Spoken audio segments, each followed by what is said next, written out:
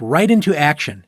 The rooks often have to wait, limited to helping pawns advance up the board, waiting for their chance to enter the game. Sometimes, rooks only find their full strength in later middle game and endgame positions, when more pieces get traded off, clearing space for the rooks to move across the board.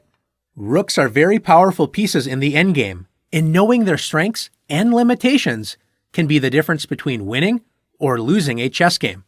Let's explore the powers of the rook in the endgame.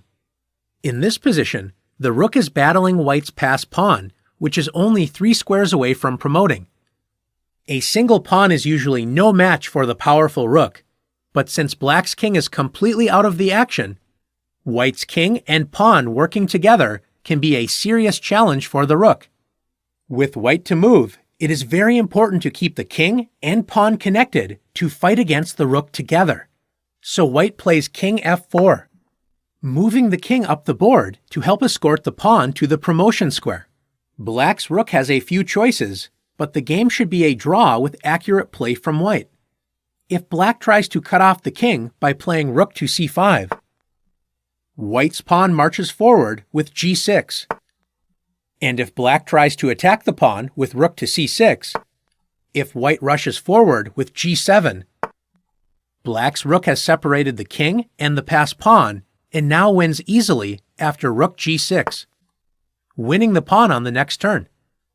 After rook c6, instead of pushing the pawn too far away from the king, white should keep the pawn and king together by playing king f5. White is now ready to play g7, when black's rook will have to sacrifice itself for the advanced pawn. If black tries to bring the king into the game with king b2, after g7, black's rook is forced to the back rank with rook c8.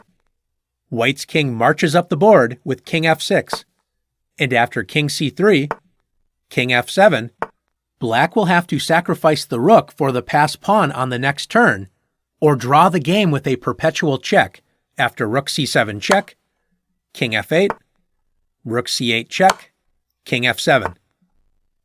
Let's see if black had another way to try and win this endgame. Black can also try rook f1 check, and after king e5, black separates the king from the pawn, but the rook cannot both keep the king cut off from the pawn and prevent white's pawn from promoting. White draws the game by marching the king and pawn up the board, rank by rank, until black's rook will have to sacrifice itself for the pawn.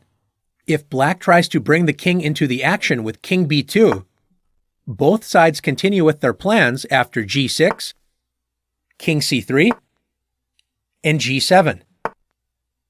Black's rook is now forced to prevent the pawn from promoting with rook g1, allowing white to connect the king and pawn with king f6.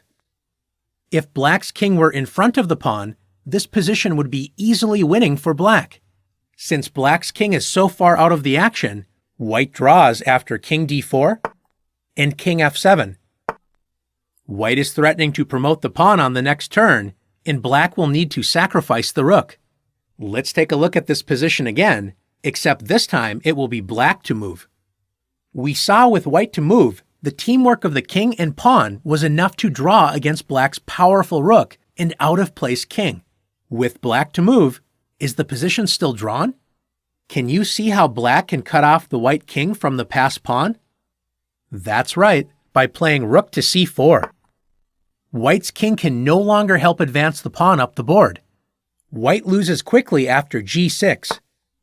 Now that the pawn cannot be protected by the king on the next turn, black wins the game with rook c6, threatening the pawn, and after g7, black collects the pawn with rook g6.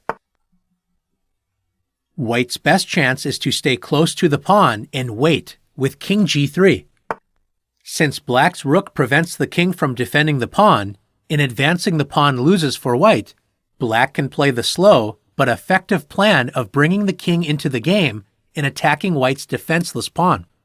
After the moves king b2, king f3, king b3, king g3, king b4, and king h3, black plays king c5.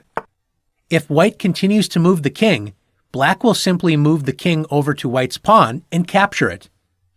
As black's king blocks the rook from moving up the board, white races to promote the pawn with g6. Black's king moves closer to the pawn and opens up the rook's path to the back rank with king d6. White is only one move away from promoting after g7, but black's rook catches the pawn in time with rook c8. And after king g4, black collects the pawn with rook g8. Let's take a look at another example together. In this position, black's pawn on a3 is under attack. If black advances with a2, white wins the pawn by forking the pawn and king with rook a3 check. What should black do? It's important to remember that rooks belong behind passed pawns, not in front of them. Let's see what happens if black puts the rook in front of the pawn with rook a1. After king g3 and a2, black is threatening to play rook g1 check and promote the pawn on the next turn. White plays the important rook a3 check, placing the rook behind black's passed pawn. After black's king moves to safety with king b6, white needs to deal with black's threat of rook g1, checking the king and clearing the promotion square for the pawn. One idea is to play king f2. Although this move prevents any checks on the first rank, it turns out white has made a serious blunder. After rook h1, black is threatening to promote the pawn. The only way to prevent this threat is to play rook takes a2. White captures the pawn, but now the king and rook are lined up on the same rank, so black wins the rook with the skewer rook h2 check, capturing white's rook on the next turn. After king b6, white should play king g2, controlling the h1 square and preventing black's rook h1 trick. After king b5, king h2, white can safely move the king between h2 and g2 until black attacks white's rook with king b4.